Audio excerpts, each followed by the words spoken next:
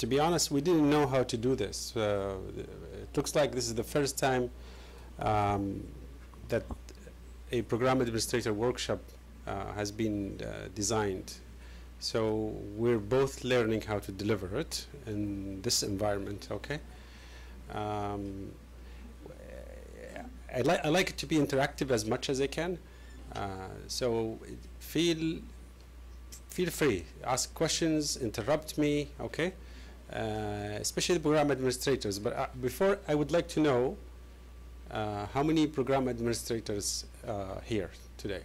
Can you raise hands?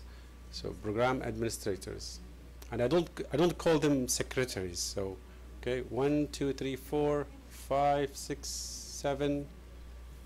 So 7. Okay, and how many program directors?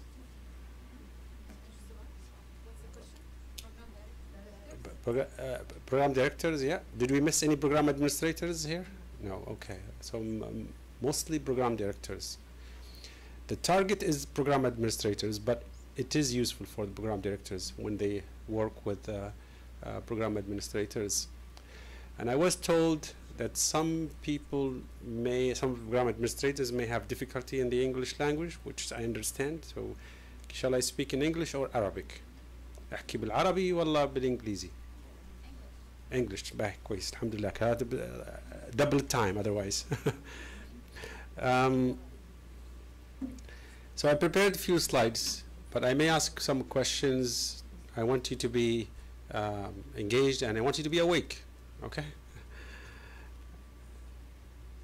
So the objective is to go through the program administrator rule as an important component of the residency program community, and I want you to really know that this is not a new position, and is very important for any residency program committees. I'll give you some tips and hints about the job. I'm not a program administrator, but I worked with 2 qualified program administrators. I attended a few workshops, and based on the discussions with the other program directors and with the troubles they see and face, so I will share with you my experience. The communicator rule, which is a big rule in the program administrator, and the administrative side. So why are they important? I think I've seen something similar today in one of the lectures, that one of the requirements of the accreditation is that the program director has to have well-supported administrative structure, and by default most of the surveyors they interpreted this as one of them is the program administrator. And it's a very complex process. I think I showed you in the previous lecture how complex is the structure, especially now if you decide to have subcommittees, and if you decide to go with competence-based medical education and you have extra committees. I don't think a program director or other members of the residency program committee will have time to do the work. This is the CAN-MEDS flower. This is more applicable to physicians, but there are a lot of rules here can be taken and be used for a program administrator. And there is a group of program administrators in Canada where they meet during the ICRE, which is the International Conference of Resident Education, one of the largest international conferences of medical education. And they have workshops, and they designed something similar, but it's not a flower, it's a leaf. And they just wanted to match the importance when it comes to these things. So you need to be, an administrative expert, which is, those rules, which the secretarial rules. You need to be a good communicator. You need to be a good collaborator, a manager, professional, scholar, and advocate for. And they went a little bit more. And so they define these are probably the most important ones, but this is just to indicate that they're part of the system, part of the road toward a successful, competent physician. So they do give it a nice look, and they help the program administrator to to learn the leaf that can extract the oxygen and those other things. So they are important. They keep it alive. So, and I like how they did it. It's very impressive. Now, this is one of, I took this description from one of the program directors in Canada, and he said, I see them like the glue. They're gluing all parties together. So, you know, the program administrator have the PD, the program director, the residents, the faculty, university, the resident program committee, the college, the hospitals. This is where the headquarters, everything comes to the program administrator, and then opens channels toward the right ones. I just want to make sure that everybody understands what I'm saying, especially the program administrators, because you are the target, the main target. I'm not saying the others are not, okay? It's complex and dynamic, and there's a lot of managerial rules. The name is very clear. It has to be administrator or program coordinator, because the job is just way bigger and larger than just a secretary. There was a survey in McMaster University in Hamilton, Ontario, in Canada, and they looked at 12 PAs, program administrators, and they asked them a few things about the importance of the job. And these are the three main common things they came back with, is that there are always challenges with the changes, because it's a dynamic process, and it's very complex. So they all expect challenges, because some people come to the job and they think it will be an easy, smooth routine. No, it's changeable. Every day or maybe week or month, you deal with something different and unique. The second is that they have to develop good relationships with the program director and with good communications. And sometimes they need their program directors as a supervisor or as a mentor. And if you have very good, close relationship with the program administrator, for this for program directors, your life will be very easy. And I learned this in a hard way. We had a program administrator for 16 years, and she knew every single corner of the program. She also walked with us through the CBD changes, and she survived 4 program directors, so she's very expert. And then last year, or probably more than a year, she decided to retire, and now I had a new one who is learning the job. So then all of a sudden I saw the difference. So I needed to do more. There are a lot of mistakes. I spent more time to solve issues, mentor, and we ended up, because we started the CBD last July, we ended up by bringing back the other program administrator for at least a year as a part-time. So just to tell you how important is the job, and we're dependent actually. And most of them, over the time, they do care about their job.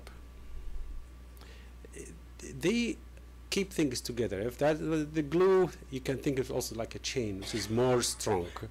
And it's just like my program administrator who been 16 years ago. Just it's kept the program and the memory of the program, and it doesn't matter who comes.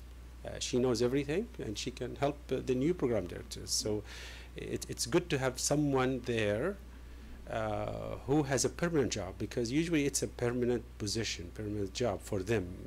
It's not like the program director, they stay for a few years and leave. So they keep things to stay together. Good PAs usually have excellent interpersonal skills, and they have good relationship with the PD or program director, and they understand the style. So each program director is different, and they do things differently than others. Organizational skills, have passion about education, and they are team players.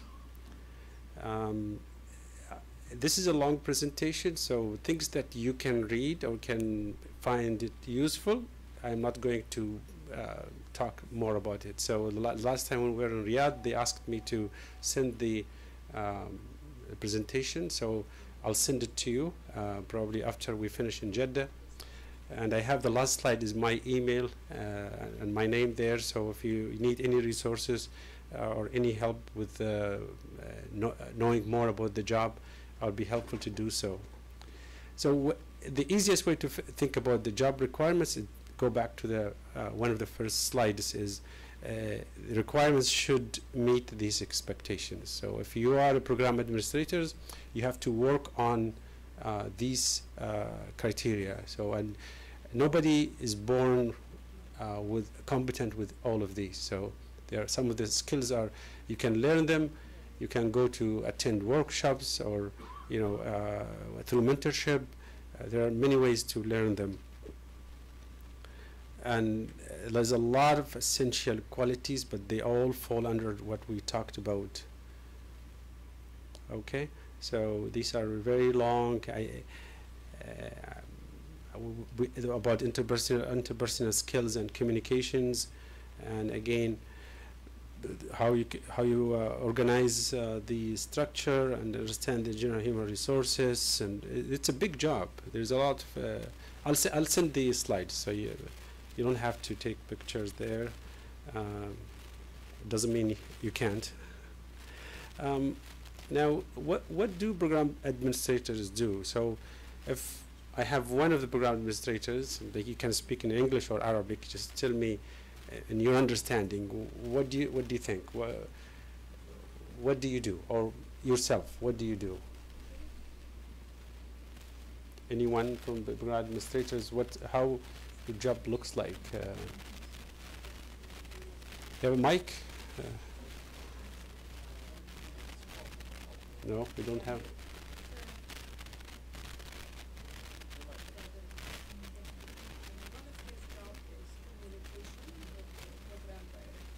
So communication with the program director, okay. Managing an organization of the system or the protocol that he going to apply. Okay. Third is sharing for the process or the plan. Sharing with whom? With the ideas of the processing of the plans, how we just pass it to the residents. Okay. That's all good ones. Anybody else who wants to add more to this list?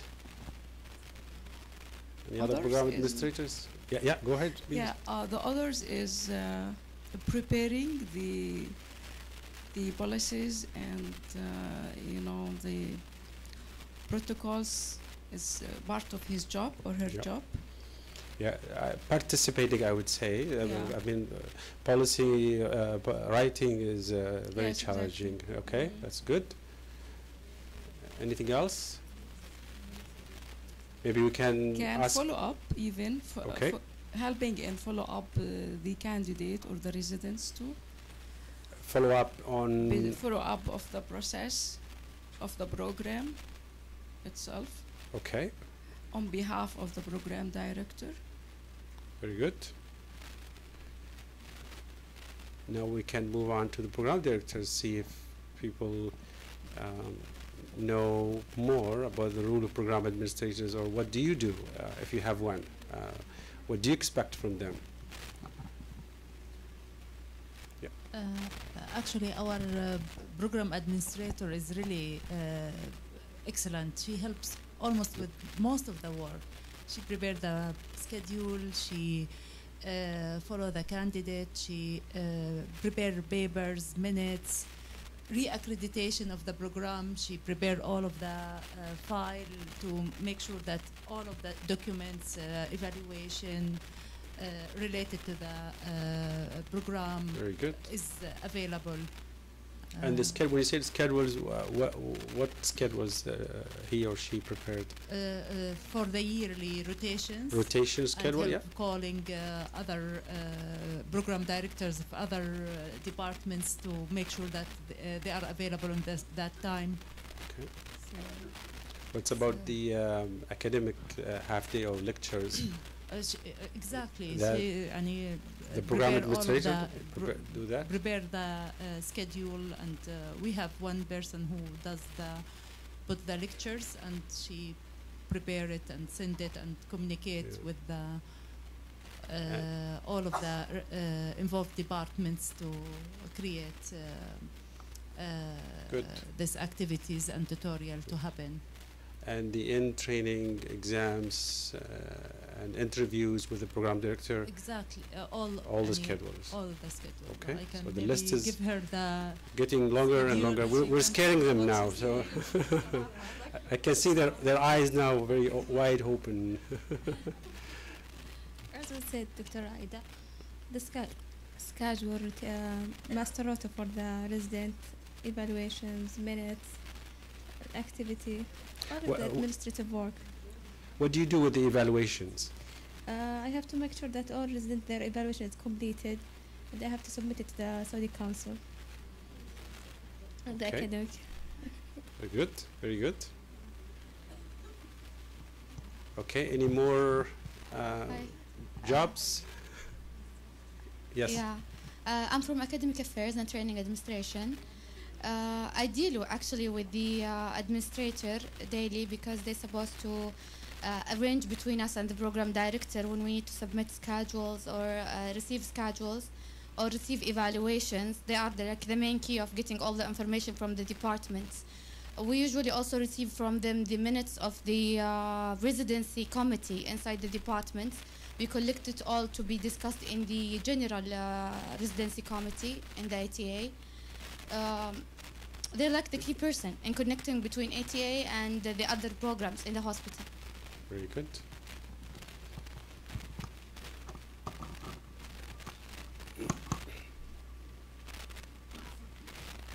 I just want to add to all what has been said. As residents in the old days, the program administrator was basically the first line of defense. Whenever we had problems and we never had issues, she was the first person whom we spoke to and actually vented what's happening in the program. Yeah. And she was, as I said, the first line of defense. So till now, I still remember her and remember her kind words. So I think this is an excellent and a very important job that she does, maybe without telling. That's a good point there. Yeah. Anyone else? Okay, let's see if we covered everything. I think you, that was there's somebody else here. Can we keep the mic close by, please? Yeah. I can see from our administrator that they to discuss or agree upon the dates for the exams and to discuss the research day. So research day is a big job for you? Yeah. And the dates for the exam to make sure that the examiner will not be on leave on those specific dates. How far in advance you arrange for the research day? We just discussed in the last meeting. We want to make sure the dates for each consultant or medical director vacation leave so that we will agree upon when it will be done. Date. Okay, very good. And do you have a checklist that helps you to go through the research day, or how do you approach it? Actually, this is first to be done in the Eastern Province. First time, okay. Yeah, and we are thinking about each level to present how far he goes on, whether it's in the beginning or in the middle or at the end of his research. Very good. Good. That's really good. So I came up with my own picture. I don't know if you like it or not. Maybe I went a little bit too far in terms of highlighting the big role of the program administrators. I'm a big believer and advocate of program administrators, maybe based on my experience, but I see them like a trunk in the tree who holds the tree together and feeds the tree. So, and I was thinking and I thought of all of the things that my program administrator did based on a sketch I made to the new program administrator. When I sat with her and said, this is what Linda did, this is what we did, this is what we communicated, and I was amazed by how much was there. Okay, so you communicate with the program director there, and that's probably the biggest job. Residents, the second big group, and I agree with the speaker who said that they feel more comfortable with the program administrators. They do fear the program director, and this will bring a nice link between the residents and the program directors, because eventually he or she will report to you. Residency Program Committee, it's a big group, different representations, and each one of them has another group behind them. The Postgraduate Medical Education Committee in the university, as you said, Saudi Council there, the faculty, I don't know how many you have, but this is a different group, different ways of communication. The college, which is the licensed bodies, and the subcommittees, if you have subcommittees, it just means more work for you there. Hospitals, you have the academic schedules, as you said, okay. You have the professional health organization, health staff, those are the residence organizations. You have the fellowship, if you have a fellowship program, and call schedules. I don't know if you prepare call schedules, or the residents, or the program director, or the hospital, or somebody. Okay. And then you do the meeting minutes, as you said, and then you have other big things. So it's a huge tree there. You arrange for, as you said, rounds, the annual report, research day. If a simulation, this is more applicable to me as anesthesia. Annual exams, as you said, evaluations. You mentioned that, journal clubs, the rotation schedule. There's a lot of things to do. And I want program directors to see this, just to have, I know you respect this job, but just to highlight the importance of this position. It's relatively new to this part of the world, but maybe it's time to invest on educating them and highlighting their roles.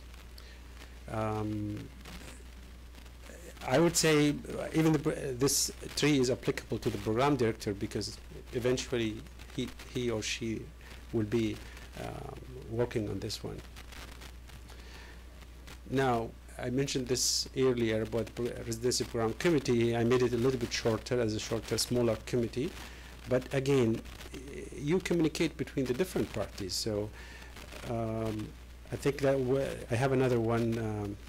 I have another slide about the communicator rule, which I'd like you to stay till the end to attend it, because I have few tips to help you how to work on all the branches in the tree based on what we do. But it's complex here. You see how the number of groups you work with.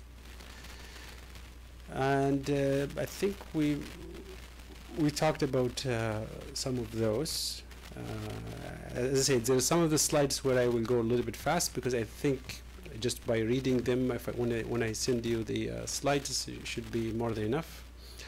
And again, goes with what our speakers said there. When you ask the program administrator, they will say, my residents did this, my residents have passed the exams, my residents, they feel that they're part of the family, and they like that. It's the same thing. A program director say, "Oh, my resident passed." I feel that they're your family members there. And I spoke about the institutional memory, and I'm a big believer in this. So if you have a strong program director, whoever comes in the RPC as a program director thinks that will stay together. Maybe not perfect, but at least stay alive. And they take personal pride in their program success. So,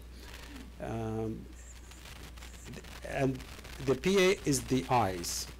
It's not a spy, but they usually see things from different angles. And when they email me or call me, I didn't expect that it was happening, or I didn't know about it. So,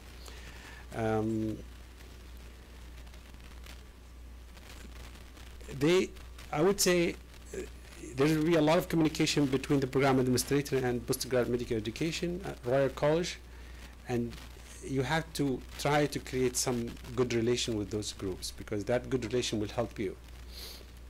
I mentioned, and I was asked today about how the program administrators can learn things. So there's a lot of literature. It's all in English. So if and there's this conference also, the Royal College. So they have one program for the program administrators.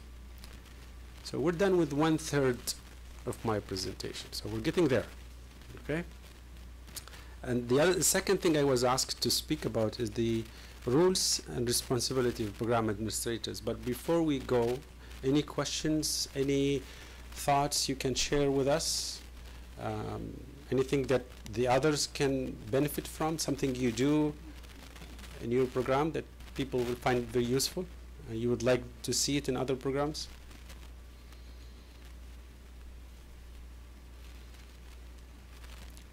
Program directors, any? Thank you, Brad, for the excellent talk. I'm here. Oh. I consider the PAs as the backbone kind of any training program. Without a good PA, I don't think any program or training program can excel. My question to you, I'm a program director. Do you have any tips or advice for me to keep my program administration longer? Because we just have one who just resigned. And we are Was it because of you? no, absolutely no. But we are having, we still feel the impact Yes, yeah. being away. Yeah, it's a good question. I believe, because there are too many slides here, I believe that I have some slides. I think it goes down to how much you appreciate the work they do, and this will be reflected in your actions and treatment with the program director, with the program administrator. So if you really have the the understanding of the job, and then you'll be very reasonable when it comes to how much work you give them. And one of the things that I found very useful is give them some autonomy. They feel they're part of the job. So I gave her my electronic signature. So there's a lot of things she can sign on my behalf. All right. So she feels that she's important. She's respected. Listen to the program administrator. Meet with them very frequently. So, and I have a slide also to show that some they do it every week, and they discuss what happened during the week, what's coming, and what's a challenge, and then link all the dots and move on. Okay. So things like this, defend them. Same as when I talked about program director and the other members, because that program administrator is also a member in the RPC. So if things go wrong, and I think I have a slide about this. You do the bad work. So don't let them be engaged in very tense discussions with the other department members or the university. So I just basically you're becoming their lawyer. That's why. So these are a few things that came to my mind. Yeah. Any other points or discussions? Yes. Thank you. I think this leads us to the importance of having a program as administrator assistant, which will be the successor of this administrator, because ultimately she will resign or he will resign. So I think there is always important to have an assistant, so that if she leaves or he leaves, then we have somebody who is well qualified, well experienced, that will continue with the same thing. And the question here is, how do you select these program administrator? How do you qualify them?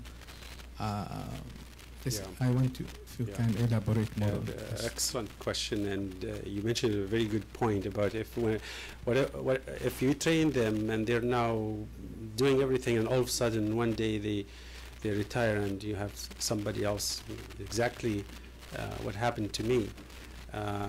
It depends on your, the rules and regulations you have in your environment and whether or not you're allowed to hire whoever you want. But usually, at least in the Canadian experience, we don't have an assistant to the program administrator.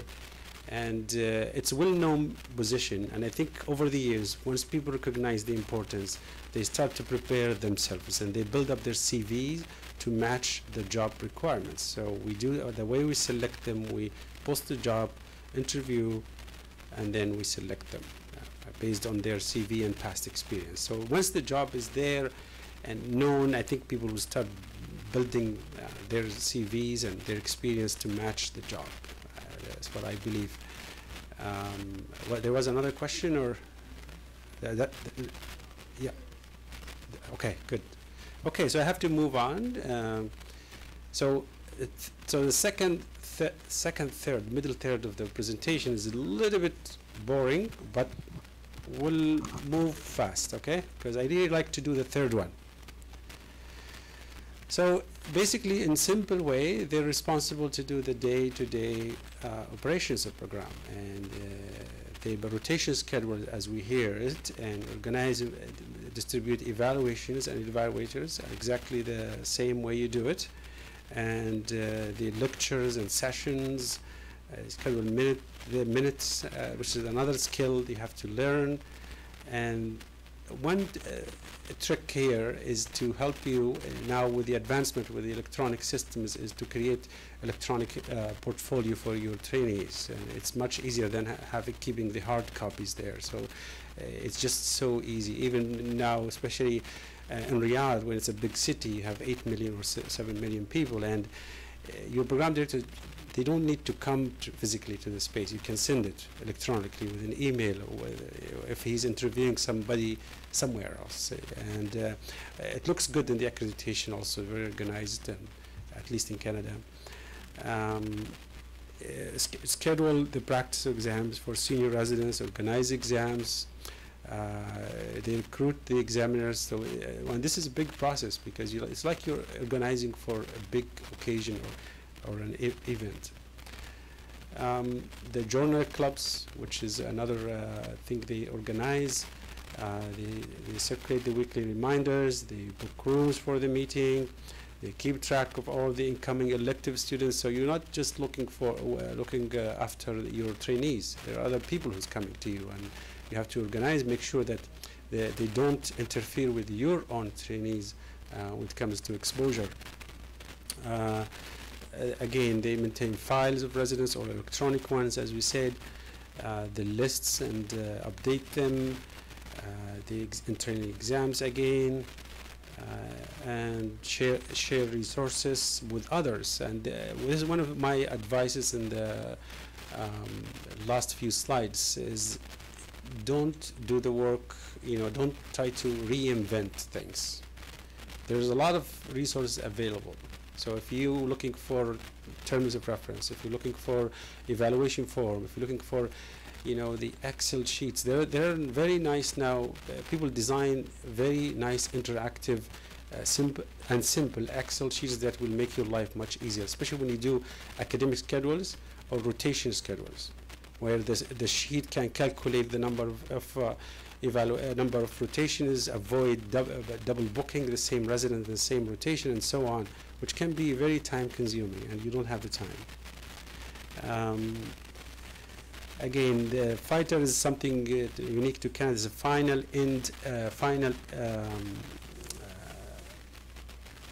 end training evaluation report, okay, which is at the end. Now it's going to disappear with CBD anyway. And the policies, I heard someone speaking about that you do design also policies, which are busy, but it's a rewarding experience also. It's an art, writing a policy. It's not an easy thing to do when you write a policy there. Again, I mentioned this with the program director's session. I didn't know how many I expect from the program administrators, but I think it's applicable. About the scheduling the meetings, but now I think the majority are program directors here, so I'm just going to go a little bit fast. I really want you to hear the last part too. Pay attention when you organize those meetings. I think the biggest thing is to when you arrange them, okay? Because otherwise you'll upset a lot of people who are busy during certain times of the year. And you may work with the program directors and try to communicate with people if you and the program directors think there is a big issue needs to be addressed before, and try not to send too many emails. And I mentioned this also this morning or this afternoon to the program directors. When you manage the meeting, you and the program director, so you have to, at least from your part, if you're inviting someone, you have to understand their limitations. Okay. The minutes, you'll be writing the minutes, and there are some workshops on how to write minutes. So it's also not an easy thing to do. There is no magic format. They usually don't make them too long, 1 or 2 pages, more than enough. You don't have to chart or write every single word, and focus on the decisions, review the action items and make sure it's there, and remind your program director that has to be reviewed. And most likely the program director will forget to forward the minutes, so it's usually the program administrator who reminds and who's actually physically send them. And the resident selection, that's a big time, at least in Canada during CARMS. It goes over about 3 or 4 months, and it's time and resource consuming for the program administrator. They receive the applications and they arrange for the meetings, and they just do every single thing. And I ask about the checklist. So our program administrator, for these big occasions or events, they have a checklist. So every time, every year, they just go through the checklist. Otherwise, you forget. And after the meeting, she and I sit and see what did we forget, and we add it to the list, or what should we take out of the list. And but now over the years we had a nice list. Everything is going smooth, and each item in the list, there's a time. When should we do this? Okay, so for example, if I have to send the files to file reviewers, it has to be between December 3rd to 7 or so on, yearly, and then they have to have everything back before the Christmas holidays, for example. That's just an example, okay? Because if you leave it, now that everybody gone for their holidays, you start in January, and my interview day is January, usually between January 15 to January, the end of January. So time is critical, can make your life much easier. One thing you can do as a program administrator is you can to advertise for your department, for program, or advertise for the specialty, is to create an interest group amongst the medical students, or the who wants to, you want them to join your specialty. If you, I don't think it's a big problem here because the numbers are so many, the applicants, and you're not short of applicants, but it's something program administrators can do. Recruitment plans, as I said, this falls under the same category. Develop materials, participate in the residence ranking meeting. That's the last thing we do with the selection. Prepare accurate submit final rank list, which usually by the end of first week of February. And then try to do other things, for yourself, to engage with the other groups and take other rules. Indirectly, you will find it very useful. You might be a little bit more busy, but it's very rewarding. Preparing for the accreditation, again, I'm going a little bit fast, but basically goes down to the glue principle. So because when it comes to accreditation, they want to check every single piece of the program, and you are the link, so you have to communicate between the different parties when it comes to accreditation. And again, if you don't understand the accreditation requirements, you cannot do this job. So do your homework. Open that book, whatever the Saudi Commission or Saudi Council they have required by you. Teach yourself. It's not hard. We have the B standards. We call it the blue book. I have it as a PDF, and every time I open it, and over the time, because I've done so many, I know it by heart. I know the 6 sections, and I know what's written there, and I keep an eye on those ones. So educate yourself. And your job is for the documentation part, probably, because the pre-survey questionnaires will be filled by your program director, but you will be sending it to the right people, and it has to look good. This is the first impression. This is what the accreditors or the surveyors they receive. So if it doesn't look good, there are a lot of mistakes. Something is not filled, it doesn't look good. Make sure you update or at least remind people to update the policies, goals, and objectives, because they have to be updated, and so on. I'm going to ask this question to the program administrators. Okay? Do you know when your next regular on-site survey is scheduled?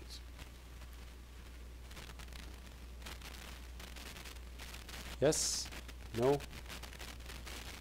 No time, okay? This is one of the important times in the life of training program. So you need to know it. Give you time. Okay? So because sometimes just as simple as this. My advice is to try to call and then ask, when is my next survey? Because this will help you with the planning. You're not the only one who doesn't know. It's interesting. Even in Canada, I asked this question one time. Probably 50% of them knew. Okay, even so, don't feel bad, but it's a very important date, or at least month. They will say. Usually they will say, I know mine is in the fall of 2019. Okay, so when in the fall, I don't know, but this is what they do. Yes. Yes.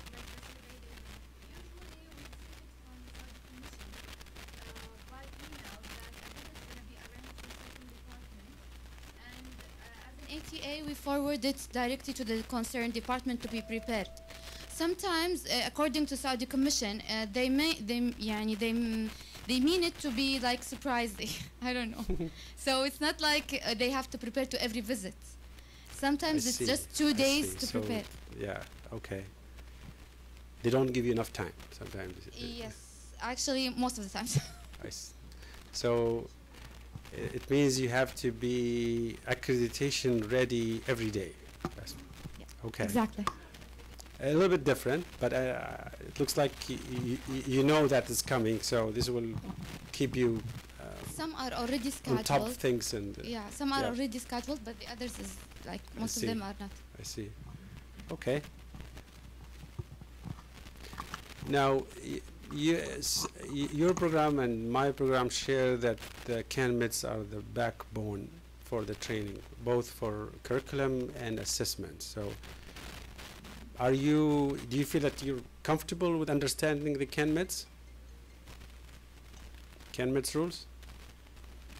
Be honest, there is a lot of program directors who are not also, so I know that for sure, okay? There's a lot of faculty educators who are not very competent with those ones, but I brought this question is, you know where to find the information related to the CANMETs, and trust me, if you understand them, all the curriculum, the lectures, the accreditation requirements for those sections, the assessments, will be very easy. Will be very easy. And there's a lot of documents available at Royal College website. There are workshops, okay? And this is another interesting I ask is, do you know who's the head of your department? Yes? All of you? It's interesting that some people, they don't know who's the head of the department, and they need to communicate with them when it comes to the accreditation, and they request services and support, and to especially when it comes to faculty or resources, because the chair needs to know. Or who does your program director report to? Do you know who they report to? Training director. Okay. All right. So you know that. In Canada, usually you report to the associate dean of postgrad medical education, and my chair. That's the director. Okay. There's other communications to the Royal College in certain occasions.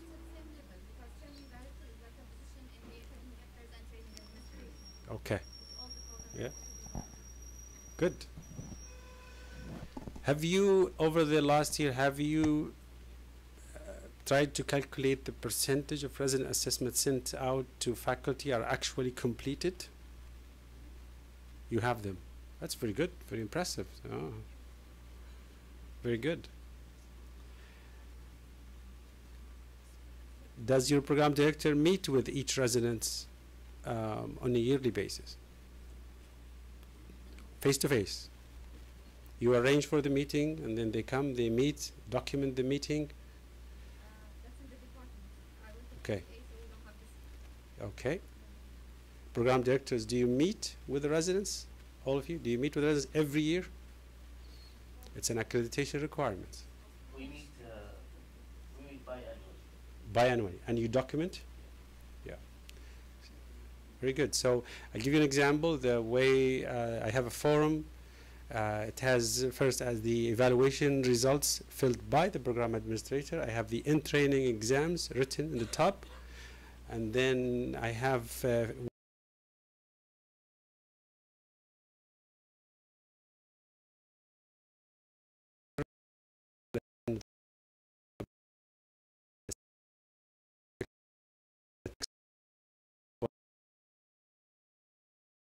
conversations. This question will be about personal issues. If they have any personal issues, that before I go further with the survey, and then their future plans. If this is something we can help them with. So if somebody is interested to do a fellowship, somebody wants to work in a community, I give them a community block to explore the community.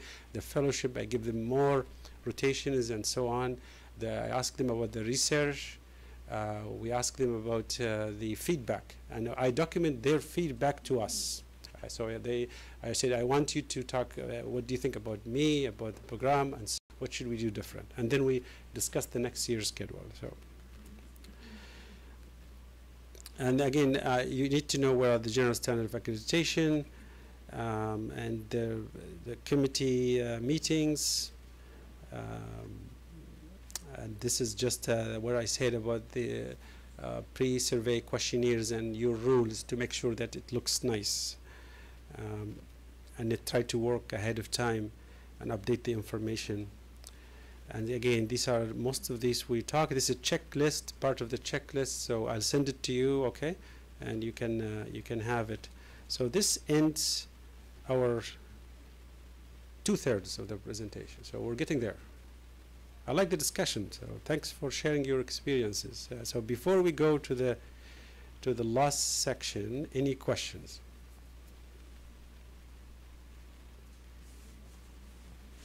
We have 10 minutes more. Yeah. Questions? So if the 10 minutes, then we skip the questions. Yeah. Okay. Okay. Good.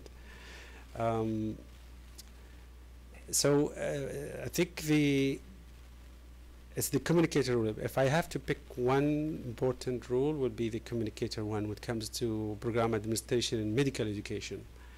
Again, back to the glue. That's where the communication comes down to you linking all the groups together. And probably your program director communication is the main one, is the key.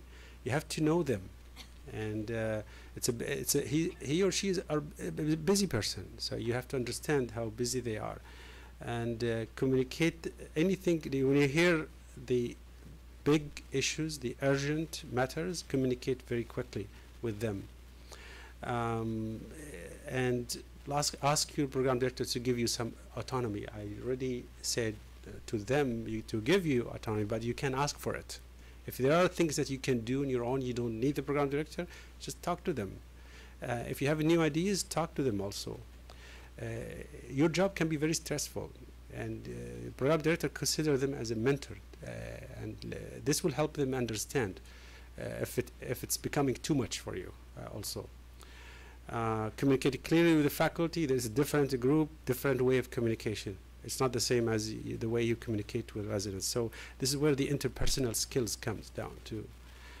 Maintain confidentiality, very careful. So one of the things I heard that happened in one of the programs, that the minutes with very, very sensitive information went to everybody. So, and then that created a lot of issues at the level of university and with just one click. So you have to be very careful about confidential. We have two copies of the minutes usually. We don't send the confidential to everybody. We talked about the electronic signature and the annual performance we talked about. Try to have also a leadership role and under the supervision of the program director. Counseling meetings, schedule and prepare agendas, and assist program director in faculty development process. Again, let them share with you. So if you want to know what they are doing, they can copy you in every residency related email, so they can copy you, so you'll be aware, and you do the same thing. You can copy them if you want. Request regular meetings, and this is one of the program directors in Ottawa. Actually, this is what she wrote, that how she arranges for a weekly meeting and what they express there, what they talk about every week. Okay. And then with the residents, it's a different group. They're trainers, and you have to respond very quickly. And again, let your program directors do the bad work when it comes to tense situations. Stay close and work with them as a sister. And Riyadh, one of the program directors, shared with us his experience, said our program administrators, we call her, I think the mother, our mother or something.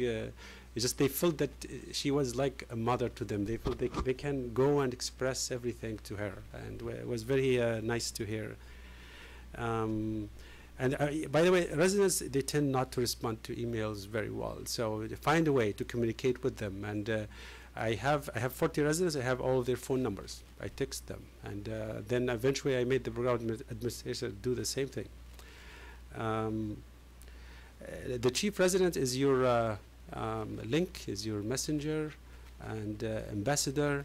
So keep close relationship with them, and encourage residents to have the wellness tools, and be flexible. We never have a final rotation schedule. Never. There's always it's a changing schedule. We send it, and then somebody has to change rotations, and there's also something changing. They're adult learners, so they have to do. Don't spoon feed them. So they're adult learners. And yeah, so it goes with what we said. And with the RPC, basically you're connecting all the dots with the RPC here with the communication. You're connecting with everybody vertically and horizontally. So you're just connecting all the people together when you communicate. Okay, and sometimes if you feel that there's things that you need to know on residents or faculty or the resident program committee don't want to share with you, send them anonymous surveys. As I said this afternoon with the program directors, I'm a big advocate for these anonymous surveys. Let people speak freely and give you some ideas. Maintain confidentiality. Don't send confidential information. Again, it falls under the communication rule. And then the faculty. And this is just one idea. Sometimes we send them letters. The top 20% teachers, we send them letters so to congratulate them, and they use it for their promotions. The bottom 10%, the chair and I sit with them, and not necessarily they're bad teachers, but maybe they need help. And some of them we send them for workshops, and some of them they have difficult situations in their life, and we understand that. So share the success. So I'll send you, I think, the website also for our program, and you can see we just wait for anything good to happen, and we share it in our website and in emails, and sometimes during rounds if people publish or people receive awards or a thank you letter from the patient to our residents and so on. So I have about 6 slides, so I think we're almost there. Okay, thanks. So these are a few tips. maybe you're already doing them, but I found these are very useful, okay? Number one, the key point to success for this job is to learn the job. If you don't know the job, you'll be stressed, you'll be confused, there'll be a lot of mistakes, and it goes a vicious cycle. You'll be more stressed, more mistakes, and so on. Invest in learning the job. See what's needed, what's available there. Is there anything online? Is there anything arranged here for workshops? Or is there any course? Even sometimes simple things, like I told you about the Excel sheets. Just take a course and see how much the Microsoft Excel can do for you, especially when it comes to the office work. It's amazing nowadays how much they can do. I was very impressed with, especially when we were moving to CBD, we were doing tons of schedules and analysis with evaluations. So it's learn the job. The second is the collaboration, okay? And don't start things that are available somewhere else. So if you have program administrators somewhere else, keep a link between them, or have an email where you all talk to each other. We do this as program directors. In Canada, there's 17 medical schools, so we have 17 program directors. They're the most busy people in the country, probably. And if I have a question, at least I have 4 or 5 people will reply to me. And we also have a Dropbox. And every one of us, if they write a policy or write terms of reference, they post it in a Dropbox. So if I have a new position, or I'm running out of some policies, I just go to Dropbox. First, there's a Manitoba or Toronto, they did this. I take it, done. 1 minute, instead of spending one or two days and reviewing and editing. So sharing can make your life very easy. Do not collaborate because you want to collaborate, because some people do that, and you waste time, and you make spend your effort in doing something not very productive. Those are the things you can share in the bottom there. So second, delegate tasks. There are people, I'm sure, in your department who can help you with some of the branches of the tree. They can, and I highlighted them. So the annual exams preparation doesn't need someone who's expert to do that. You have a checklist. That's the other good side of having checklists. Give them the checklist and just let them report to you. They can do it. The simulation schedule, the journal club. So these are the ones that our program administrator has delegated to other people, okay? And the other one, learning from our mistakes, is having a year map. So what's going on at each time during the year will help you understand the landscape. You know where you're driving, you know how to navigate through the work. It's the same thing, okay? And the checklists, the 5 handbook. So I'm just going to quickly show you. This is something saved us at least 50% of the residents and faculty questions, and we go, oh, I can't do that, so it's not allowing me. Anyway, but I'll send you this. You can go to the residency program, and there's a handbook. It has most common things that they can ask about policies, about call schedules, about guidelines, about their rights. It's a big one, okay? So something you can prepare, not you necessarily, but with the help of other program administrators, because a lot of things are applicable to other programs. And then put it online. This will make your job easier.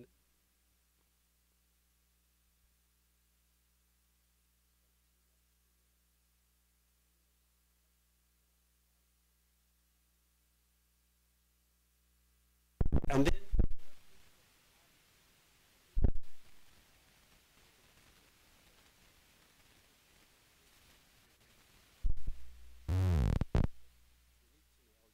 requirements. And thank you very much. There is nothing wrong to say how did I do today? Okay, can you give me feedback? And I say this sometimes to my residents at the end of the day. Say, well, what do you think? Did I do okay? Did you? Is this your expectation? So seeking feedback is a healthy thing. This is the last thing in my slide, my email. Please feel free to contact me. I know there are people, I was told that not too much resources when it comes to program administrators, I'll be happy to share with you ours. Okay? Thank you.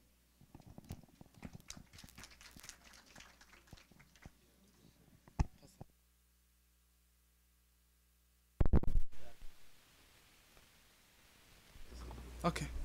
It's okay. Yeah. Thank you so much. My name is Turki Al-Amil. I'm a gastroenterologist at King Fahd Specialist Hospital. I have the pleasure of co-chairing this session with my colleague, Dr. Mohammed Al-Bashir. Our next speaker will speak about residency matching, the concepts and the process. It's Dr. Sami Al-Haider. He's a consultant pulmonologist, pediatric pulmonologist at King Faisal Specialist Hospital. He holds a master's degree in business administration and medical education. He held leading positions in medical education at King Faisal Specialist Hospital and Research Center, and currently he is the executive director for training at the Saudi Commission for Health Specialties. Dr. Sami, the floor is yours.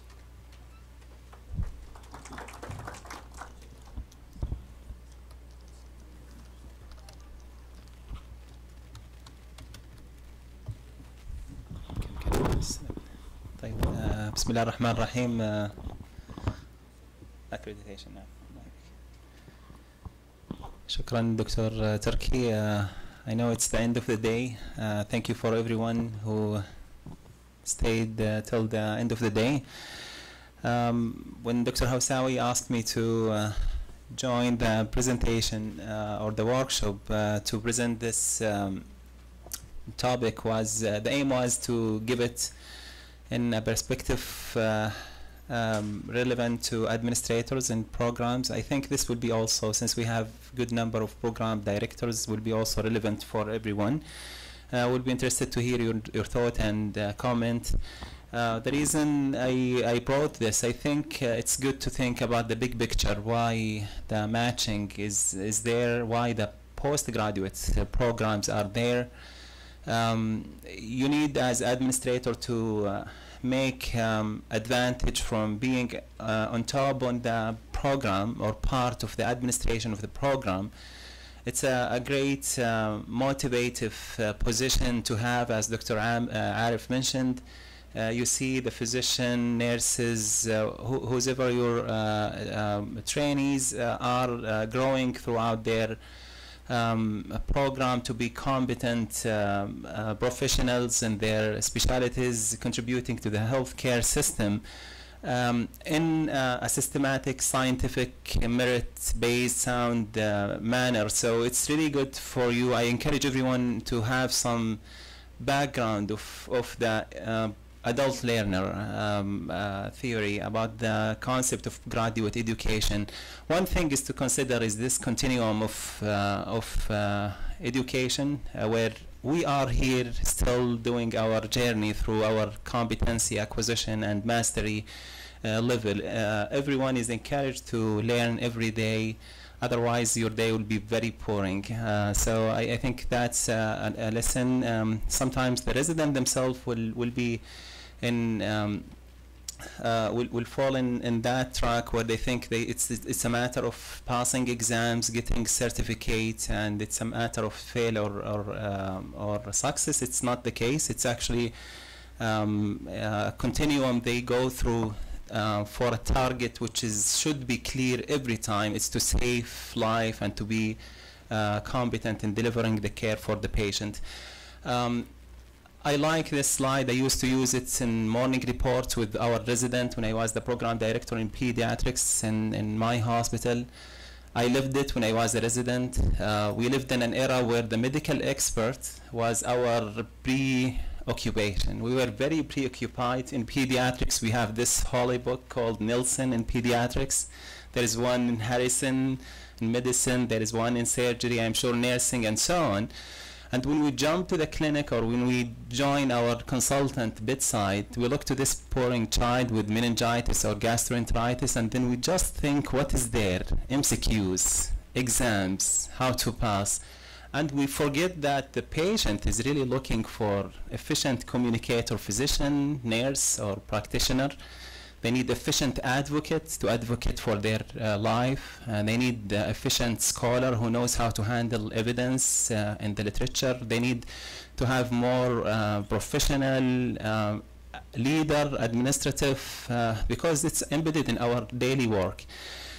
And it was still this competency-based model, whether it's the CAN MEDS, whether it's the ACGME model, or whether it is the Saudi MED initiatives led. It's all talking about this concept, where we transform the target in those adult learners from knowledge acquisition, passing exams, to more of being capable to deliver what those patients or customers, more or less.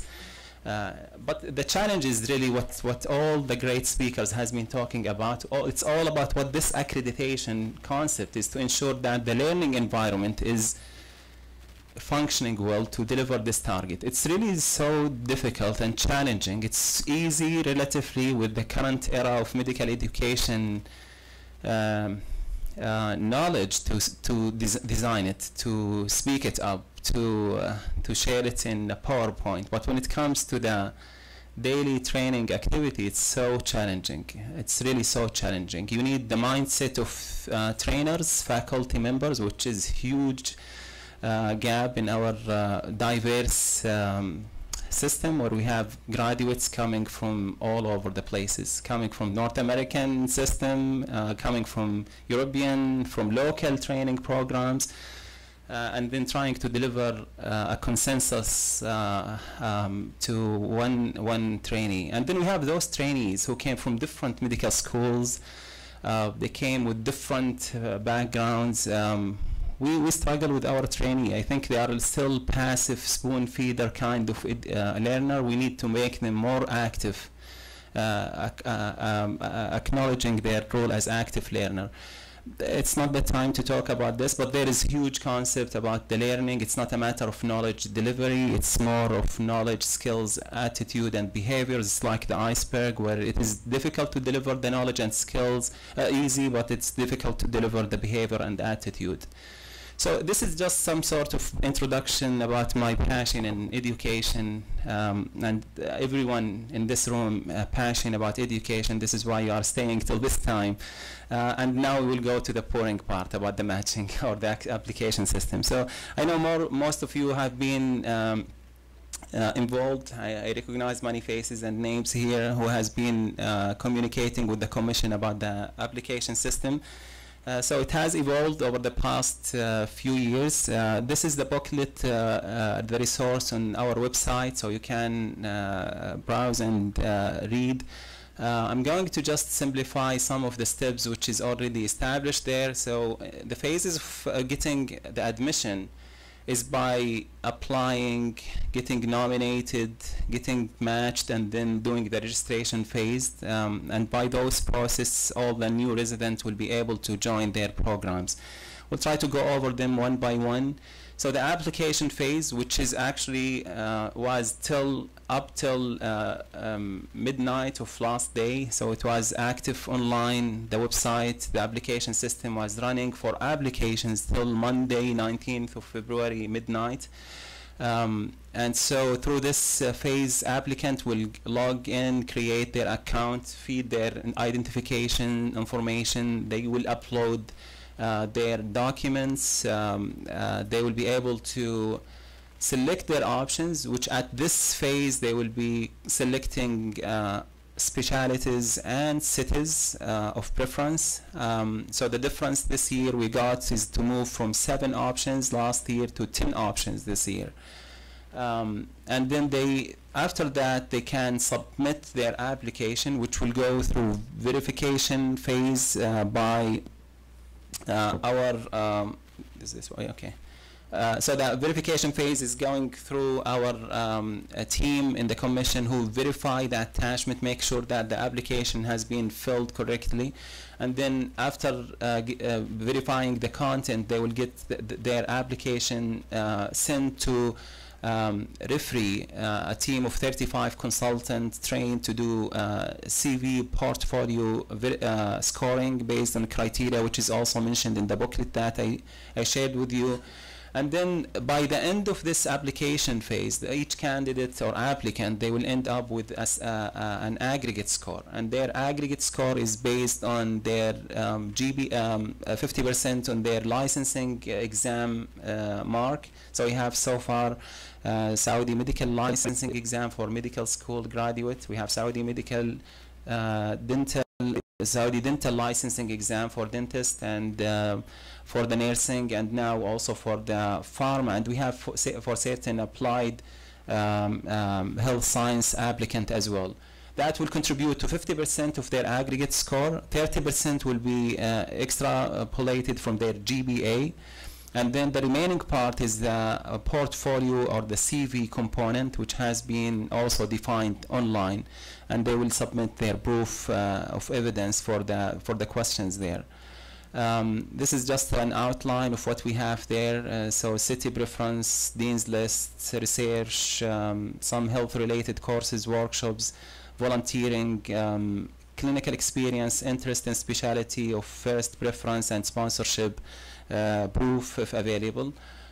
So after the application, getting the aggregate score, the next phase will be the nomination phase. And the nomination phase is basically after we get the applicant with their preference in terms of specialties and cities, we will do an electronic nomination where we will be nominating for each city certain number of nominees based on the capacity of the training program in that city, and that will take like a buffering percentage, so it will be exceeding the capacity of actual training in order to get a certain margin of applicant during the interview, so the programs they can choose among them. And so during that period, they will get an online confirmation of nomination with the letter, and then they will go to the interview phase where they will start attending the interviews in the training center. And then at that time, we will have another online gateway, the matching system, where we will have the two parties, the applicants on one hand, and on the other hand we'll have the training program represented by program directors and their academic and training affairs, and they will start generating their rank order list.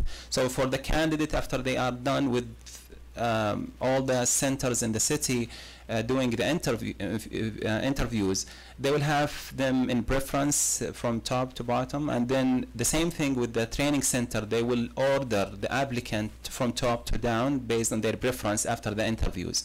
And then we will do the algorithm electronic based matching system where we match the two lists together, and then we will reach the matching result. Before that, since we are talking about administrator role, I just added tips, a few tips for the administrators. I think in this part, make sure that your program director have an active access, because we know there is turnover of program directors every year. So ensure that this year program director, if there is a change, has been granted an access to the system. And the same thing, your academic affairs are also updating their profile in the matching system with the Saudi Commission. And also you can start working with the chief resident and formulate a team of volunteers of your existing resident for this list of I think interviews. The interview day is a very busy event for administrator. So before the interview you have to get the list of nominees, and you can get it from your program directors, who will get it from the online matching system or the application system from the commission. You need to prepare a schedule for those applicants based on the number for the interview. You need to contact nominees and confirm the date, time, venue of interviews. Identify, invite your committee members with your program director who are going to conduct the interviews. Prepare the necessary forms. So if usually there will be some sort of forms to be applied for the interview scoring. During the session, set the venue, make all the signage needed for the candidate when they arrive. Make the rest area ready with snacks, drinks, and also with the WCs. Make the briefing orientation of committee members, and this is very important. So the program director need to sit with the committee before they start, so they will have some sort of consensus process on a standardized way of interviewing the candidate in a timely fashion, and you have to assume a timekeeper role, whether you are the chief resident.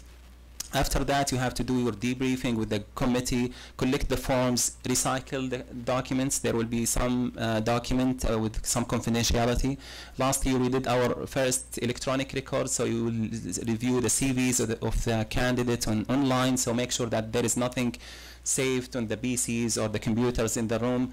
Ensure that the program director and academic and training affairs submit online ROL or the rank order list when they order it on timely manner, because this is a required set or step for the matching phase. So at the matching phase, we will get the 2 rank order list and we'll do the matching electronically, and then the result finally will be announced after this really marathon, very stressful marathon for our candidates, especially with the huge number we are getting right now. After that, the last phase to get ready for the October start of the residency program is to do the registration, which goes through professional registration. So they have to have a status of registration as resident in the commission, and this is done by our sub-organization within the Saudi Commission who do the registration. And then they have to do their requirement of malpractice insurance, do the sponsorship proof document, and pay the tuitions for the annual fees. Now after the registration still, before October, you have to plan your induction time, orientation of your new residents when they come. We are now working on a standardized national program for induction orientation of new residents, which hopefully will be ready for you before September this year. You have now to integrate the 145. You have to make sure that your candidate is listed in your system before they start, so their assessment and master rotation will be available. You work with your checklist. Most of you are working with this in an efficient way. You have your contract, you send them to your personnel department to finish their ID badges, get their health electronic record if you use Cerner or other electronic record, get the training and access for them, do other hospital requirement and other logistics. Now, this is almost all about it. This is the outline, which is also listed in the on the website. This is where yesterday, actually it was Thursday, it is Monday 19th of February, where the online application was over. On the 25th of March, we will get the nomination list. And then this is an important period for you, so you have to work with your program director when they should schedule their interviews, which will be on the in the period of 27 March to 21 of April, so it's almost a month. This is an important deadline where all the ROL lists need to be submitted. By 26th of April, you need to ensure that your program director and academic and training affairs in your center has submit their rank order list, so the commission can run the match after that deadline. And then the expected date, if things went well as planned, 27th of May, during the month of Ramadan, we'll get the matching result, and hopefully by that time we'll get enough time to complete the process of registration before October start of training. Now, this was the slide we shared with the resident or the applicant when we talked to them. What will be the choosing reason for the specialty? I think it's beyond the discussion today. This is, sorry, it's basically in Arabic. I'll try. I think I have summary in English, yeah.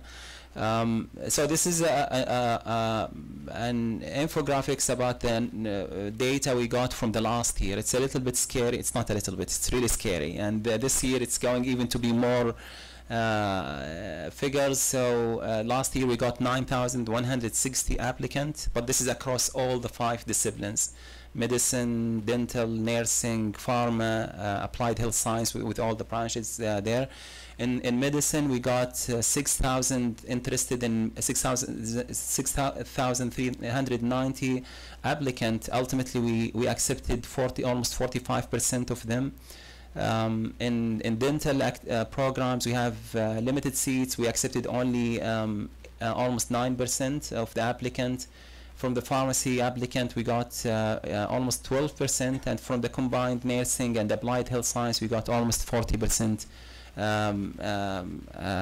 acceptance rate. And this just represents this year figures. We exceeded 12,000 applicants compared with the 9,000 last year. We are not aware of the analysis of the different specialties. The Commission is really trying to work with all the stakeholders to improve the acceptance chance by exploring potential seats expansion without compromising, of course, the quality.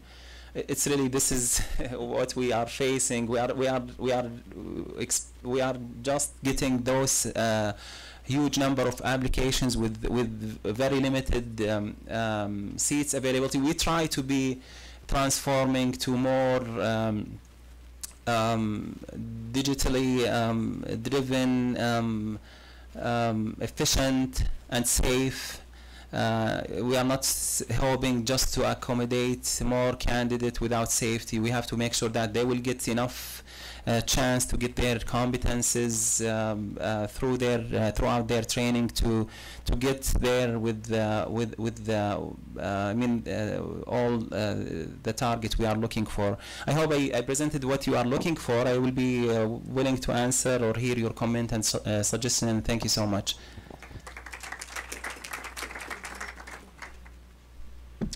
Thank you, Sami. So is more being done to accommodate more applicants? Yeah, so it is really a national crisis. So we know this has been anticipated. Everyone may be aware that we got the snowball getting bigger and bigger since maybe 10 years ago when we had limitations. The bottleneck was, if you remember, maybe 10 years ago in the high school graduates, where we have only, for example, seven medical schools for many years. And then that bottleneck, I think, was moved from the high school graduate to the university graduates after we exceed 33 plus, now I think 37 or 38, including the private medical schools. And the same applied with non-medical specialties, where the graduates are now really all of a sudden exceeding the capacity of the postgraduate training. We got comments and suggestions that what's wrong? Just open the seats and accommodate our kids after we work them out through the universities, after we spend all of those money. But it's not as it's not as simple as pushing them to the ward or to the lab or to the OR. We need to make sure that the training is fulfilled with the requirement of continuous assessment, summative assessment, faculty enough and patient load enough. Now it's not totally hopeless case. We think there is great potentials in certain solutions. There is unrecognized healthcare centers not utilized in the training. So we have now an initiative led by Dr. Ziad Naqshbandi in the academic affairs in the commission, where he with the team working with the Ministry of Health to establish postgraduate learning environment in almost 50 plus hospitals in Ministry of Health, where the setup is promising for training. We have expanded the training in the centers available now by another techniques like having combined accreditation, where if we have training center who can have part of the qualifications or the resources for the training to join other centers, and they make a combined, as you know, with many of our training centers, so they will have a combined training programs. So we try to explore different ways of expanding our capacity in training, but ultimately it's a huge. So definitely this year we expect to be around 40% of accommodation for the medical, and the same thing will be with the others. Please go ahead at the back. Okay, thank you. Dr. Magda Ahmed, National Guard, Al Hassan. I got a couple of points I want to raise. First of all, I I noticed that the Saudi Commission forced the number of nominee every year on the local committee, and we have got no say on the number who to accept or not to accept. So regardless of the capacity of the program that is happening, we know the pressure on the commission, Saudi Commission, but at the same time, the resources might not match what you suggest or what you force. That's number one. Number two, what is the philosophy about not giving the local committee the number to reject out in the interview? There is only one specific percentage you can accept, and you have to be forced. Even if you are not convinced with the quality of the candidate, you can't reject them, because you have got a cut-off line where you have to accept within that percentage. And honestly, I can't understand that philosophy. And the last things, I think the problem with the software is not compatible with the joint program. We got a lot of issues with the joint program, like for instance, if you nominate few candidates for me in Al-Hassa, and we do a joint interview in the all eastern region, we might not select them all. But unfortunately, we can't be able to upload the new candidate which we select from other centers because they are not nominated for those centers. So, and we have got this problem last year, we couldn't manage a list, and it's been done only by manual and talking to people in person to override the software. Yeah, I really understand and appreciate all the support we get from the local supervising committees. Now, I was living those events which you mentioned, part of it, like the discrepancy between the information in the system and what the local committee think is the right about their capability to train, or the capacity, the right capacity for the training. I think this is part of the transformation in the commission. We started with a totally manual application system with some integration using very simple technique. So in order to transform, have an ideal IT solution, and that will take some time and effort. And it has been adjusted. I think you will see a huge, hopefully huge change in the IT solution provided this year for the matching process and the nomination. Now that's explained part of the IT interface you mentioned. I think the other fact is the integration of the capacity of the training in training centers or groups of combined training programs, the one you elaborated on. And this is related to the fact that we get two sources of information, and that we try to integrate and correlate the two information. One of them, we get it from the accreditation department in the commission, where they build a database of training center or programs, if it's combined, and approved number of training seats. And we know this is not necessarily the best source of information, because sometimes you have limitations happened since the accreditation has been released. For example, some programs, they have, for example, change of status of their number of consultant or clinic due to construction or due to whatever reasons in that local program.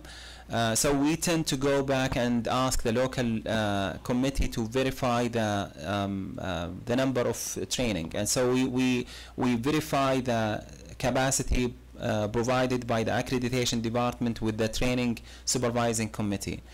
I think there has been some communication gaps. We got more than 1,400 program across the kingdom, and I think there was some missing data from certain programs. We tried this year to get as much accurate and inclusive data, and we will try to make sure, especially with the combined program. I think the issue was much less with the independent programs, where the source of information is related to one program director. Thank you very much for a great talk. Ayman Rais, Bahrain Defense Force Hospital. Just a question, is there much being done? I know, the applicants, the numbers, you mentioned the snowball effect. Is there much being done in terms of labor market forecast you know, we have the same problem in Bahrain, and I always think, you know, the bottleneck at a medical school level is not a big deal, but when they are ready and they are, you know, ready to enter, it's a big issue. True. I thank you for this great comment. I think I agree totally with you. We don't have much of correlation between the workforce needs and what is cooked in the academic or the training body. I think recently we have recognized this. The Commission is taking an initiative with the stakeholders, Ministry of Education, in our example in Saudi Arabia, with Ministry of Health and others. We got over the past 3 weeks national workforce workshops where each discipline they were meeting, including deans of schools and counterpart leaders in the administrative Ministry of Health or higher education, with other legislative bodies in the government to make sure that we really correlate the demands of the workforce and what is in our learning pipeline, educational pipeline. I think without this, we'll continue to struggle. I think the old notion we got before that, we still have a huge deficiency in our national workforce. Majority of our workers are expat. Is not anymore true in every city and in every institution and in every specialties. So I think we need really to have robust planning on allocating the student and the trainees in our postgraduate. It's not cheap to create those learning educational programs. So we have to plan it very well, and on the other hand also it's not fair for those who spend 7 years in the medical school and then 4 to 7 years in postgraduate training to end up with having available jobs for them. So I think the solution is to have people communicating at the national level. I think segmentation, this is a pure side effect of segmentation of the stakeholders when they make their independent decisions. Okay, thank you so much. This was an interesting presentation and a great discussion. This concludes our workshop. Our time is up. Thank you so much for coming, and thank you everyone for joining us. انتهت الجلسات. نشكركم لحضوركم ونتطلع أن نراكم العام القادم إن شاء الله برعاية الرحمن.